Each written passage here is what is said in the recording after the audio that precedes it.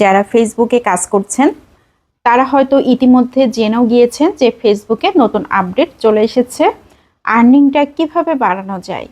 আমরা অনেকেই হাঁপিয়ে গিয়েছি যে ফেসবুকে আর্নিং করা এত কঠিন। যারা নতুন আছেন, নতুন কন্টেন্ট মনিটাইজেশন পেয়েছিলেন, তারা তো খুবই বিরক্ত হয়ে গিয়েছেন। অনেকেই আছেন অনেক বিরক্ত হয়ে গিয়েছেন যে এত কষ্ট করে আমরা মনিটাইজ পেলাম অথচ আর্নিং করতে পারছি না।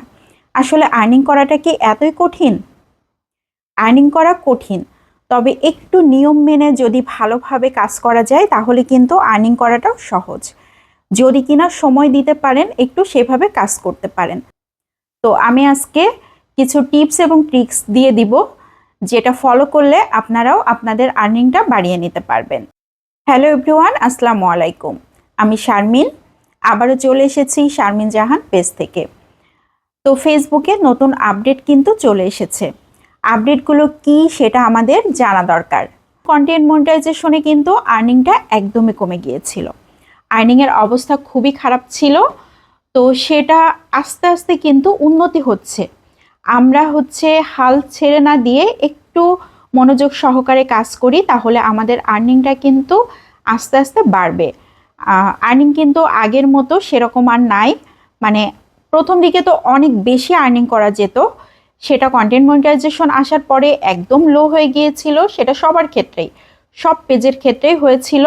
সেই আর্নিংটা কিন্তু আবারও মানে অনেকটাই বেড়েছে, আগের থেকে কিন্তু অনেকটাই বেড়েছে। তবে আমাদের জানতে হবে কিসে আর্নিংটা বেশি হয়, কিসে কম হয়। তো কন্টেন্ট মনিটাইজেশনে কিন্তু অনেকগুলো স্টেপ রয়েছে, যেমন আপনার ফটোস থেকে আর্নিং হচ্ছে, স্টোরিজ থেকে হচ্ছে, টেক্সট থেকে হচ্ছে, ভিডিও থেকে হচ্ছে, রিলস থেকে হচ্ছে। এখন অবশ্য রিলস আর ভিডিও এক হয়ে গিয়েছে।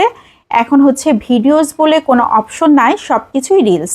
আপনি শর্ট ভিডিও দিলেও সেটা রিলস এবং লং ভিডিও দিলেও কিন্তু সেটা রিলসই হচ্ছে। তবে লং ভিডিওতে সবসময় আর্নিংটা বেশি হয়, আর্নিংটা বেশি ছিল, এখনো পর্যন্ত বেশি আছে। তবে শর্ট ভিডিও কিন্তু আর্নিংটা ভালোই আসে। শর্ট ভিডিও যদি ভালো মতো ভিউ হয় সেক্ষেত্রেও কিন্তু আর্নিংটা অনেক ভালো আসছে। মানে ইদানিং আর্নিংটা ভালো আসছে। মাঝে তো রিলসের আর্নিং একদমই কমে গিয়েছিল, সেটা অনেকটাই উন্নতি হয়েছে, আগের থেকে অনেকটাই কিন্তু বেড়েছে। এই জন্য বলছি যে কন্টেন্ট মনিটাইজেশনে আমাদের কোন দিক থেকে আর্নিং করা যাবে এবং কোন দিক থেকে কাজ করলে, কিভাবে কাজ করলে আর্নিংটা বাড়বে সেটা প্রথমে জানতে হবে। তো প্রথমত আমরা স্টোরিজ তো শেয়ার করবই প্রতিদিন। স্টোরিজ থেকে আর্নিংটা অনেক অনেক ভালো আসতো। সেটা এই কয়েকদিন দেখলাম নতুন আপডেটের পর কিন্তু স্টোরিজের আর্নিং একদমই লো হয়ে গিয়েছে, স্টোরিজে তেমন আর্নিং নাই। নতুন আপডেটে কিন্তু ভিডিওর আর্নিংটা অনেক বেশি বেড়েছে। অনেকেই আমরা ভাবছি ফটো মনে হয় অনেক বেশি আর্নিং হচ্ছে। ফটো যদি ভাইরাল হয় তাহলে কিছু আর্নিং আসছে, তাছাড়া কিন্তু ফটো অনেক বেশি আর্নিং হয় না। আপনি একটু খেয়াল করে দেখবেন, একটা ভিডিওতে যদি আপনার 15K ভিউ হয় আর একটা ফটো যদি 15K ভিউ হয়, ফটো আপনাকে 1 সেন্ট কিংবা 2 সেন্ট দিবে। আর একটা ভিডিওতে যদি 15K ভিউ হয় সেক্ষেত্রে কিন্তু আপনাকে কমপক্ষে 5 সেন্ট 10 সেন্টও আপনি পেতে পারেন, কিংবা 15K-তে 15 সেন্টও পেতে পারেন, তার থেকে বেশিও পেতে পারেন। এই জন্য ভিডিওর আর্নিং কিন্তু সবসময় বেশি। আমাদের যে পেজগুলো রয়েছে ভিডিও বেসিক, আমরা ভিডিও বেসিক কাজ করি, সেই পেজগুলোর আর্নিং কিন্তু একটু বেশি হয়। আমরা কন্টেন্ট মনিটাইজেশন পেয়েছি বলে সবসময় মনে করছি যে ফটোজ আপলোড দিলেই আমাদের আর্নিংটা হয়ে যাবে, আর্নিং বেশি হবে। আসলে আমরা ফেসবুকে কাজ করার জন্য এসেছি। এখন ফেসবুকে কাজ করতে এসে যদি প্রতি মাসে একটা আর্নিং নাই উঠাতে পারি তাহলে এই কাজের কোনো মূল্যই তো নাই, তাই না? কাজ করতে হলে তো সেভাবেই কাজ করতে হবে যাতে আমাদের আর্নিংটা প্রতি মাসে হাতে আসে। তো প্রতি মাসে হাতে আসার জন্য আমাদেরকে ভিডিও অবশ্যই আপলোড দিতে হবে। অনেকেই মনে করছেন ভিডিও আপলোড না দিয়ে শুধুমাত্র টেক্সট এবং ফটোজ আপলোড দিয়েই আপনি প্রতি মাসে আর্নিং ওঠাতে পারবেন, সেটা কিন্তু অনেক কঠিন। যদিও ফেসবুকে এখন শুধুমাত্র ভিডিও না, ফটো থেকেও আর্নিং হচ্ছে। এজন্য আমাদের ফটো আপলোড করতে হবে আর তার সাথে ভিডিও আপলোড করতে হবে। আমরা যদি মনে করি শুধুমাত্র ফটোজ আপলোড করেই আমি মাসে অনেক অনেক আর্নিং করতে পারবো, অনেক টাকা আয় করব, সেটা কিন্তু একদমই সম্ভব না।